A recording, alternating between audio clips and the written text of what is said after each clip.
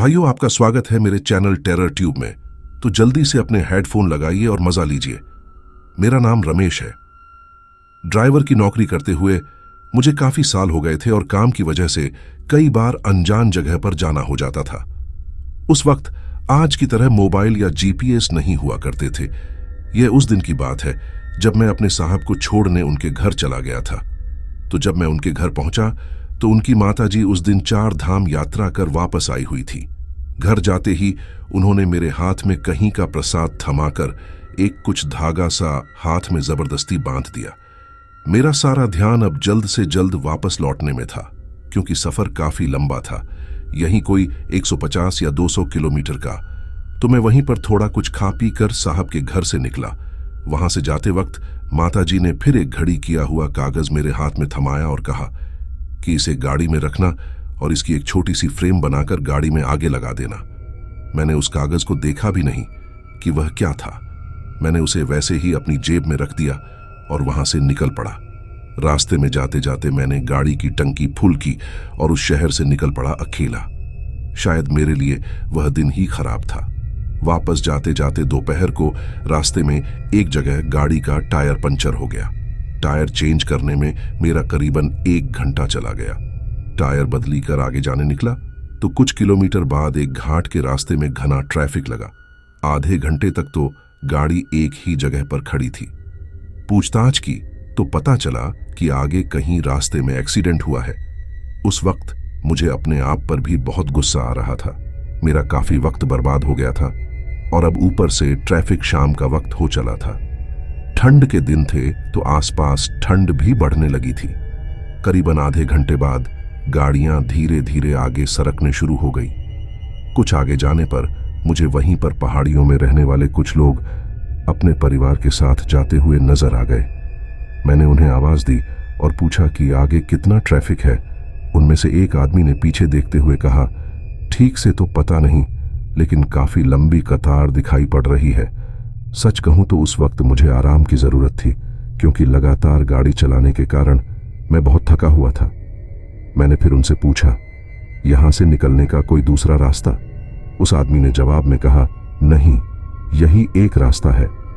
मैंने निराशा भरे स्वर में उन्हें धन्यवाद दिया और वह लोग आगे चले गए। तब उनमें से 15 साल का एक लड़का कुछ आगे जाकर फिर से पीछे आ गया और उसने मेरे पास आते हुए कहा, बाबा ने ठीक कहा, यहां कोई पक्का रास्ता तो नहीं है, पर एक कच्चा रास्ता है। हम जिस कच्चे रास्ते से चल रहे हैं ना, उस रास्ते पर गाड़ी उतार दो तो आपको नीचे से थोड़ा घूम कर जाना पड़ेगा। कुछ गांव और जंगल का क्षेत्र लगेगा, पर आप यहां से काफी आगे निकल जाओगे। इतना कहकर वह फिर उनकी पहाड़ी बोली बोलते हुए आगे चला गया। कुछ देर सोचकर और चिढ़कर मैंने गाड़ी को सड़क से कच्चे रास्ते पर उतार दिया और उसी कच्चे रास्ते से आगे जाने लगा। कुछ किलोमीटर जाने पर मैंने गांव पार किया, लेकिन मुझे एहसास हुआ कि अब अंधेरा बढ़ने लगा है। वहां आसपास के लोगों से पूछते हुए मैं फिर आगे बढ़ा। आगे मुझे दूसरा कोई भी गांव नहीं दिखाई दिया और देखते ही देखते अंधेरे की काली स्याही उजाले में घुलने शुरू हो गई। आगे बढ़ने के साथ ही आसपास की झाड़ियां भी घनी होती जा रही थी। शायद यह वही जंगल का इलाका था जिसके बारे में उस लड़के ने मुझे बताया था। मैंने आगे जाने से पहले खुद की तसल्ली के लिए एक जगह पर गाड़ी को रोक दिया और गाड़ी से बाहर निकलकर अपने चारों ओर नजर दौड़ाई। वहां सब कुछ बहुत शांत था। मैं उस अधूरे प्रकाश में दूर तक जाते हुए उस रास्ते का अंदाजा लगाने की कोशिश कर रहा था कि तभी पीछे कहीं से मेरे कानों पर किसी के खांसने की आवाज पड़ी। एक बुजुर्ग सा इंसान पेड़ों में से पगडंडी के रास्ते कहीं जा रहा था। मैंने उन्हें आवाज दी और दौड़ता हुआ उनके पास चला गया। बाबा, मुझे हाईवे के रास्ते पर निकलना है, क्या यह सही रास्ता है? उन्होंने मेरी तरफ देखा, फिर दूर जाते उस रास्ते की तरफ देखा। उनके माथे पर चिंता की लकीरें उभरी और फिर कुछ सोचकर उन्होंने कहा, यहां से हाईवे की सड़क लगती तो है, पर इस वक्त यह रास्ता सही नहीं है। तुम वापस पीछे चले जाओ, और वैसे भी यह रास्ता गाड़ियों के लिए नहीं है, कच्चा है। तुम गाड़ी को तेज भी नहीं चला पाओगे, रास्ते में फंस जाओगे। उस वक्त मेरे दिमाग में सिर्फ यही चल रहा था कि पहले से ही काफी वक्त बर्बाद हो गया है और अब यह आदमी मुझे 10 से 12 किलोमीटर वापस जाने के लिए कह रहा है। मैंने अपनी जिंदगी में काफी बार देखा है, आदमी गुस्से में, घमंड में हमेशा गलत निर्णय लेता है, गलत का चुनाव करता है। मैंने भी वही किया। मैंने उस आदमी की बात नहीं सुनी और एक झूठी मुस्कुराहट के साथ उन्हें धन्यवाद बोलकर जाकर गाड़ी में बैठ गया। सोचा कि अगर हाईवे आगे ही कहीं है तो खामखा पीछे जाने में क्या मतलब। मैंने सीधे गाड़ी चालू की और उसी रास्ते से जाने लगा। मैंने पीछे भी देखा तो वह बुजुर्ग वहीं खड़े होकर मुझे देख रहा था। अब रास्ता खराब होने के कारण मैं उस वक्त 30 की स्पीड से गाड़ी चला रहा था। देखते ही देखते रात हो गई। आसपास का सब कुछ काले घने अंधेरे में डूब गया। ठंड के कारण आसपास कोहरा भी बहुत ज्यादा बढ़ गया था। मैंने हेडलाइट शुरू की और उस कोहरे से भरे अंधेरे को काटते हुए मेरी गाड़ी धीरे धीरे आगे बढ़ रही थी। अचानक से कोई चीज बहुत जोर से मेरी गाड़ी से टकरा गई। एक बहुत जोर की आवाज हुई और गाड़ी झटका खाकर बंद पड़ गई। गाड़ी की हेडलाइट भी अपने आप बंद हो गई। अब तक गाड़ी की मोटर की आवाज कानों पर पड़ रही थी। शायद इसलिए आसपास के अंधेरे का गहरे सन्नाटे का एहसास नहीं था, लेकिन गाड़ी बंद पड़ते ही सब तरफ सन्नाटा छा गया। लगा जैसे एकदम से मेरे आसपास गहरा अंधेरा फैल गया हो। ठंड के कारण मैंने गाड़ी के शीशे ऊपर कर रखे थे। बाहर घना कोहरा छाया हुआ था। आसपास ज्यादा कुछ नजर नहीं आ रहा था। अचानक हुए टकराव से डर के मारे मेरी सांस तेज हो गई और मेरा दिल जोर जोर से धड़कने लगा। कुछ खटपट हटकर मैंने फिर से किसी तरह हेडलाइट चालू कर दी, लेकिन जहां तक हेडलाइट की रोशनी जा रही थी उसमें कहीं कुछ दिखाई नहीं पड़ रहा था। ऐसा लग रहा था जैसे वह हेडलाइट गहरे काले सन्नाटे में डूबे हुए अंधेरे के अंधकार को मिटाने की एक नाकाम कोशिश कर रहा हो। इतने सालों के अनुभव से मैं इतना तो जान चुका था कि कोई भारी चीज गाड़ी से टकराई है। बस पता नहीं कि वह कोई इंसान था या कोई जानवर। कुछ एकदम से सामने आकर टकरा गया था। मैं आसपास किसी हलचल या किसी आवाज की अपेक्षा में कुछ देर चुपचाप गाड़ी में बैठा रहा और कहीं कुछ नहीं हुआ तो फिर मैंने बाहर जाकर देखने का निर्णय लिया। हिम्मत कर मैंने हल्के हाथ से गाड़ी का दरवाजा खोला। अचानक आई बाहर की ठंडी हवा से मेरा शरीर कांप उठा। मैंने धीरे से एक कदम बाहर रखा और गाड़ी के दरवाजे के पास ही खड़ा हो गया। चारों ओर शांत और गहरा अंधेरा था। वहां आसपास जो बरगद के पेड़ थे उन पर शायद उल्लू बैठे हुए थे। बीच बीच में उनकी आवाज सुनाई पड़ रही थी।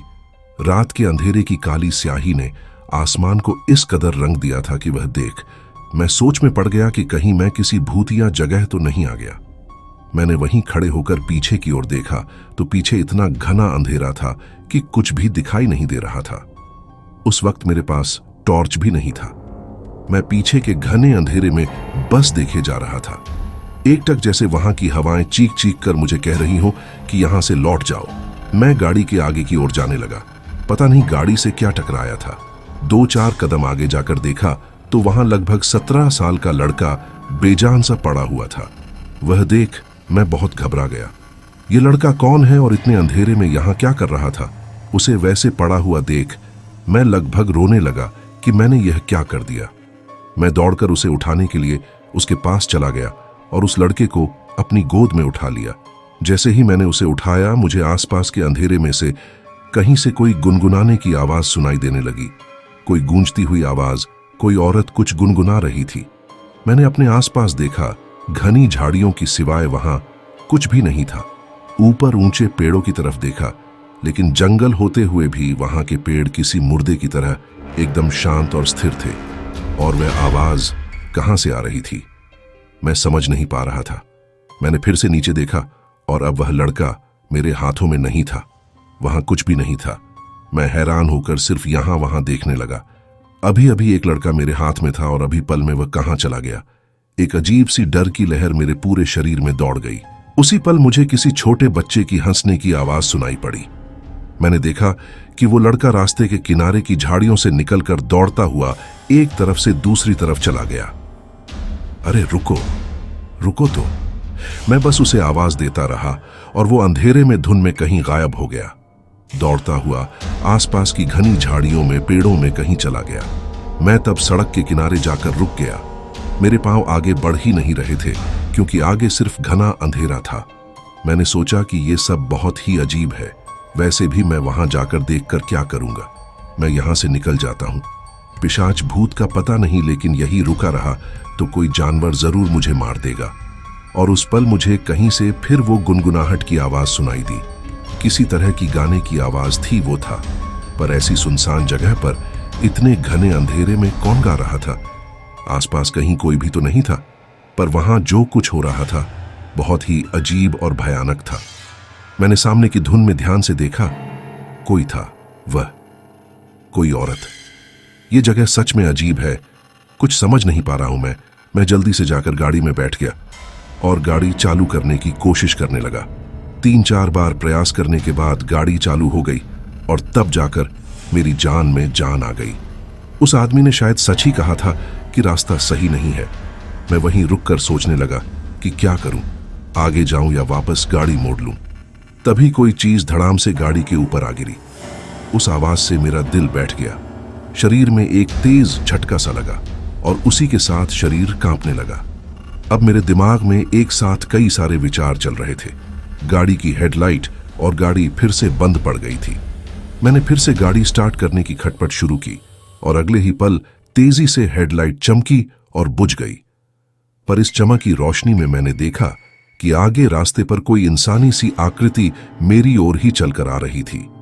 मुझे ठीक से दिखाई नहीं दे रहा था कि वह क्या है, पर मेरा दिमाग तर्क लगाने की कोशिश कर रहा था कि वह आकार किसी औरत जैसा है। उस घने कोहरे में उसका एक धुंधला सा आकार नजर आ रहा था। मैंने तब निर्णय ले लिया कि पीछे जाना ही ठीक होगा। इस बार मैंने गाड़ी की हेडलाइट चालू नहीं की और किसी तरह गाड़ी को पीछे मोड़ लिया। उस परछाई की ओर देखने की मुझ में हिम्मत नहीं थी। रह रहकर मेरे दिमाग में बस एक ही सवाल आ रहा था कि कहीं मैंने सच में कोई गलत रास्ता तो नहीं पकड़ लिया, मैं कहीं किसी भूतिया जगह तो नहीं आ गया। वहां से कुछ दूर पीछे जाने के बाद मैंने हेडलाइट चालू कर दी और पहले से थोड़ा तेज जाने की कोशिश करने लगा। लेकिन रास्ता इतना खराब था कि मुझे इस बात का भी डर था कि कहीं गाड़ी कीचड़ में कहीं फंस गई तो वहां से निकलना और भी मुश्किल हो जाएगा और फिर मुझे पूरी रात यहीं पर गुजारनी पड़ेगी। दूर दूर तक वह कोई घर, कोई मकान नहीं था। सब तरफ बस अंधेरा ही अंधेरा था। सिर्फ 2-4 ही मिनट हुए थे कि मुझे सामने फिर कोई औरत रास्ते पर एक तरफ से चलती हुई दिखाई दी। मैंने गाड़ी को थोड़ा धीमा कर दिया। पता नहीं उस वक्त मेरे दिमाग में क्या चल रहा था, लेकिन मैंने गाड़ी को फिर से तेज चलाया और उसके आगे निकल गया। कुछ भी कर मुझे उस जंगल से बाहर निकलना था। मैं यह बिल्कुल भी समझ नहीं पा रहा था कि जो मैं देख रहा हूं वह सच है। क्या यह शायद सच में है या मेरे दिल में डर बैठ गया है? आसपास का माहौल एकदम शांत था और मैं अपने आप को बार बार समझा रहा था। फिर से कुछ दूरी पार करने पर अचानक वही छोटा लड़का तेजी से दौड़ता हुआ मेरी गाड़ी के सामने से गुजरा। उसे सामने आता देख मैंने गाड़ी को एकदम से ब्रेक लगाया। न जाने मेरे साथ क्या क्या हो रहा था। पता नहीं ये लड़का, ये औरत कौन थी और ये दोनों यहां क्या कर रहे थे, वह भी इस घने जंगल में। इतने अंधेरे में मैं गाड़ी को आगे भगाता, तभी वही औरत झाड़ियों में से आकर मेरी गाड़ी के सामने खड़ी हो गई। इस बार मैंने गाड़ी की हेडलाइट बंद नहीं की। मैं देखना चाहता था कि आखिर वह क्या कर रही है। वह बस रास्ते के बीचों बीच खड़ी थी चुपचाप, और फिर उस औरत ने सिर्फ अपनी गर्दन घुमाकर बड़े अजीब तरीके से मेरी ओर देखा। वह तब कुछ गुनगुनाने लगी थी। उसकी हल्की सी आवाज मेरे कानों पर पड़ रही थी। उस औरत का चेहरा काफी झुर्रियों से भरा हुआ था। हेडलाइट की रोशनी में झुर्रियां साफ साफ दिखाई दे रही थीं और बाहर की ओर निकली हुई भूरी आंखें एकदम खुली हुई चमक रही थी। उसकी चमड़ी किसी छिपकली की तरह थी, पीली और कहीं लाल। बड़ा ही अजीब सा दृश्य था वह। मुझे समझ में नहीं आ रहा था कि मैं क्या करूं। वह एक भयानक सी मुस्कान के साथ कुछ अजीब सा गुनगुनाई जा रही थी। एक अनजान डर मेरे दिल में घर कर रहा था। लग रहा था जैसे कुछ डरावना होने वाला है। फिर अचानक से गाड़ी की मोटर और हेडलाइट बंद हो गई। घबराकर मैंने कुछ खटपट हटकर हेडलाइट चालू की और देखा तो सामने से वह औरत कहीं गायब हो गई थी। वह देख मैंने थोड़ी राहत की सांस ली, पर तब अचानक से मुझे बहुत गर्म होने लगा।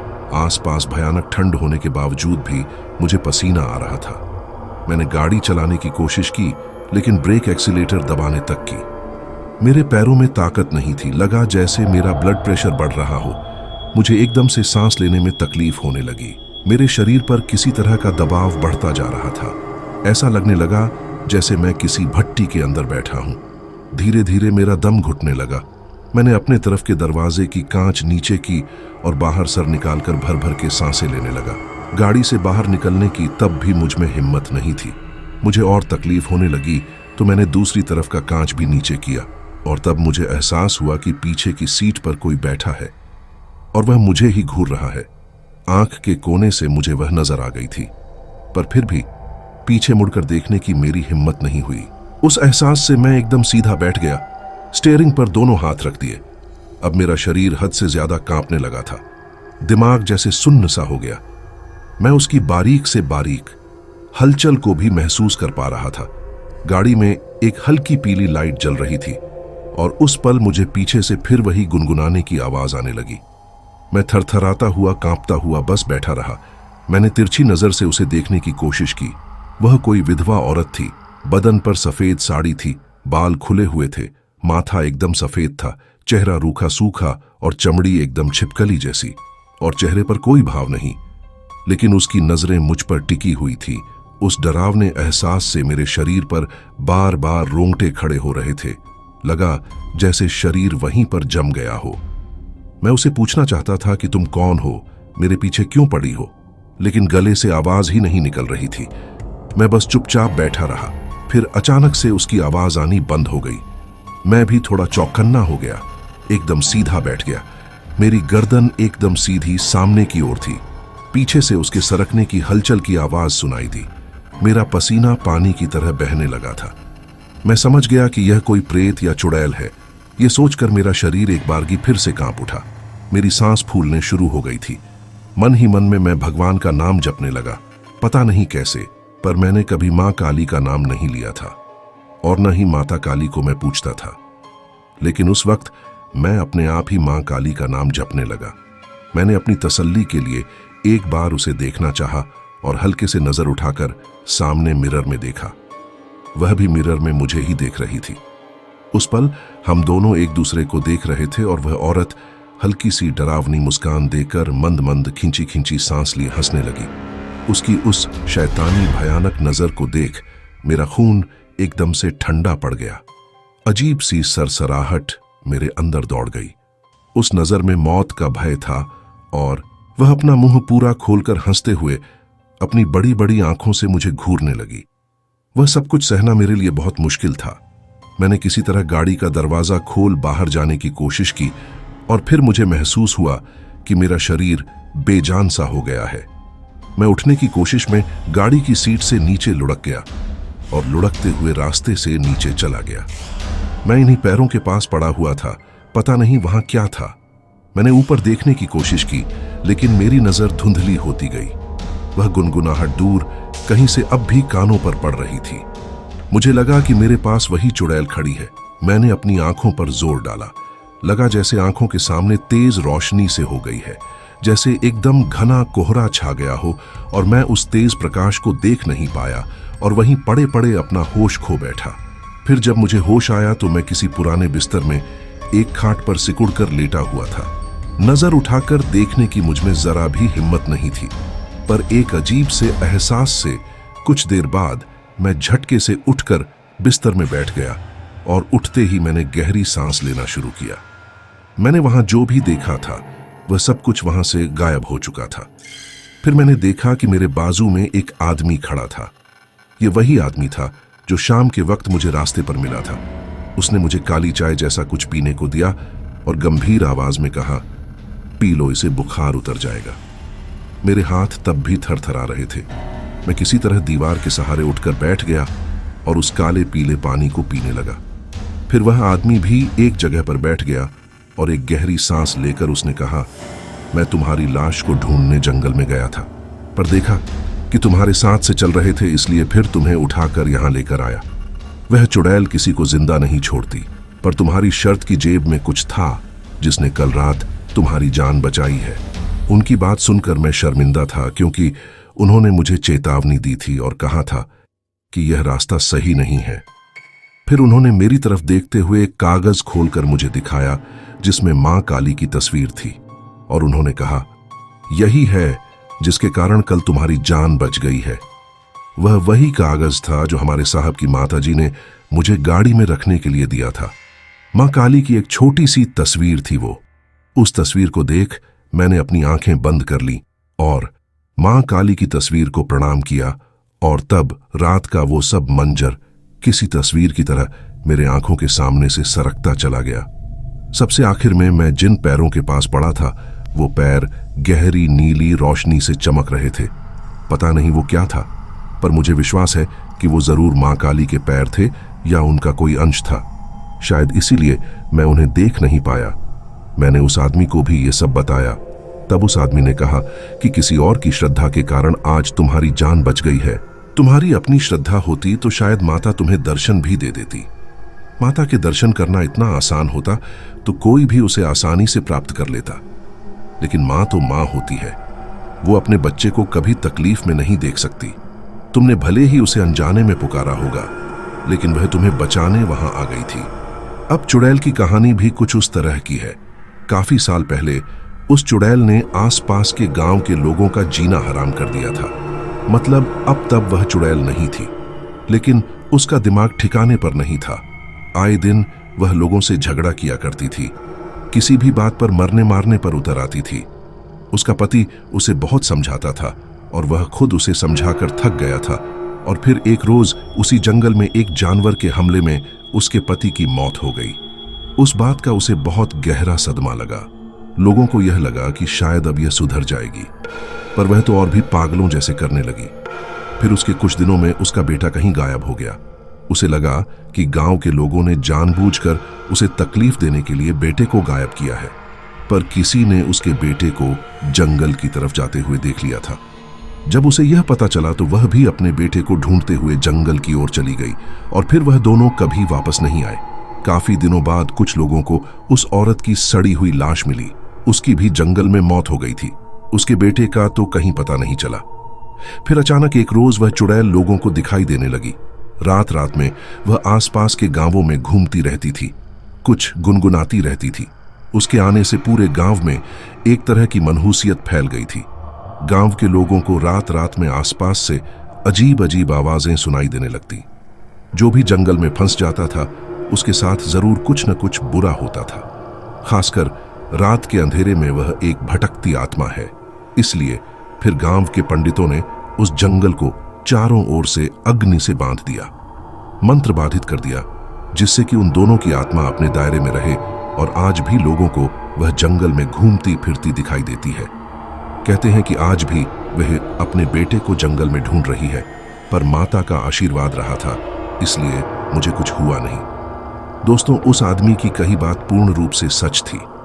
कभी कभी हम लोग बहुत ही बुरे हालात में फंस जाते हैं और हमारा दिमाग काम करना बंद कर देता है। हम ईश्वर में भी विश्वास नहीं करते, पर उस दिन के बाद से मेरा ईश्वरीय शक्ति में विश्वास और ज्यादा बढ़ गया है। अगर उस वक्त मैंने जाने अनजाने में मां का नाम न लिया होता तो न जाने मेरे साथ क्या हो जाता। और शायद यही कारण था कि मैं उस आत्मा के चंगुल से बच गया। उसी दिन तबीयत थोड़ी ठीक हो जाने पर मैं घर चला गया। मुझे 3-4 दिन तक बुखार रहा। जब मैं फिर काम पर गया तो अपने साहब को भी इस घटना के बारे में बताया। ठीक होते ही मैंने माता की तस्वीर को उस सरकारी गाड़ी में लगा दिया। जब मुझे फिर साहब की माताजी से मिलने का सौभाग्य मिला, तब तो मैं उनके पैरों में गिर पड़ा था, क्योंकि उस दिन उन्होंने मुझे मां काली की तस्वीर न दी होती तो न जाने मेरे साथ क्या हो जाता। तब उन माताजी ने मुझे बताया था कि उन्हें वह तस्वीर रुद्रप्रयाग में सिद्धपीठ काली मठ मंदिर से मिली थी। इसके बाद मैं खुद मां काली के दर्शन करने काली मठ मंदिर चला गया था। मां काली को समर्पित इस मंदिर में काली माता की कोई मूर्ति नहीं है, बल्कि यहाँ मां काली के एक श्री यंत्र की पूजा की जाती है। इस यंत्र को नवरात्रि के 8वें दिन मंदिर से बाहर निकाला जाता है और मंदिर के मुख्य पुजारी द्वारा ही आधी रात को श्री यंत्र की पूजा की जाती है। काली मठ मंदिर यह एकमात्र ऐसा मंदिर है जहां मां काली के साथ साथ उनकी बहनें मां लक्ष्मी और मां सरस्वती के मंदिर भी देखने को मिलता है। कालीमठ मंदिर के इतिहास को लेकर यह मान्यता है कि देवताओं ने इसी स्थान पर मां काली की उपासना की थी। उपासना से प्रसन्न होकर देवी ने देवताओं को वरदान दिया था और उस समय दैत्य अधिपति रक्तबीज नामक राक्षस का प्रभाव तीनों लोकों में व्याप्त था। मां काली ने इसी स्थान पर रक्तबीज नामक राक्षस का वध किया था और यहीं पर महाकाली मंदिर के गर्भगृह में समा गई थी। तब से यहां पर महाकाली श्री यंत्र की पूजा की जाती है। काली शिला और काली मठ मां भगवती की असीमित शक्ति पूंजी के रूप में स्थित है। काली शिला मां काली का प्रकाठ्य स्थल है, जो काली मठ मां के अंतर्ध्यान स्थल के रूप में विख्यात है। यहाँ के लोगों में विश्वास है कि मां दुर्गा शुंभ निशुंभ और रक्तबीज का संहार करने के लिए काली शिला में 12 वर्ष की कन्या के रूप में प्रकट हुई थी और इसी स्थान पर शुंभ निशुंभ दैत्यों से परेशान देवी देवताओं ने मां भगवती की तपस्या की थी। तब मां प्रकट हुई और असुरों के आतंक के बारे में सुनकर मां का शरीर क्रोध से काला पड़ गया और इसी कारण उन्होंने विकराल रूप धारण कर लिया। मां ने युद्ध में दोनों दैत्यों का संहार कर दिया। यह भी किंवदंती है कि माता सती ने पार्वती के रूप में दूसरा जन्म इसी शिलाखंड में लिया था। वहीं काली मठ मंदिर के समीप मां ने रक्तबीज का वध किया था और उसका रक्त जमीन पर न पड़े, इसलिए महाकाली ने मुंह फैलाकर उसके रक्त को चाटना शुरू किया। रक्तबीज शिला नदी के किनारे आज भी स्थित है और इसी शिला पर माता ने उसका सिर रखा था। काली मठ मंदिर में एक कुंड है जो रजत पट श्री यंत्र से ढका रहता है। शारदीय नवरात्रों में अष्टमी को इस कुंड को खोला जाता है। यहाँ की मान्यता है कि जब महाकाली शांत नहीं हुई तो भगवान शिव मां के चरणों के नीचे लेट गए और फिर जैसे ही महाकाली ने शिव के सीने पर पैर रखा, वह शांत होकर इसी कुंड में अंतर्ध्यान हो गई और इसलिए यहाँ के लोगों का यही मानना है कि महाकाली इसी कुंड में समाई हुई है। काली मठ में शिव शक्ति स्थापित है। सो आई होप गाइज आपको यह हॉरर स्टोरी अच्छी लगी होगी, तो इसे लाइक और शेयर करिए। जो लोग चैनल पर आज पहली बार आए हैं वो इसे सब्सक्राइब कर लें तथा हमारे लेटेस्ट वीडियोस की नोटिफिकेशन पाने के लिए बेल आइकन को भी प्रेस कर दें। मिलते हैं अगले वीडियो में एक नए हॉरर स्टोरी के साथ।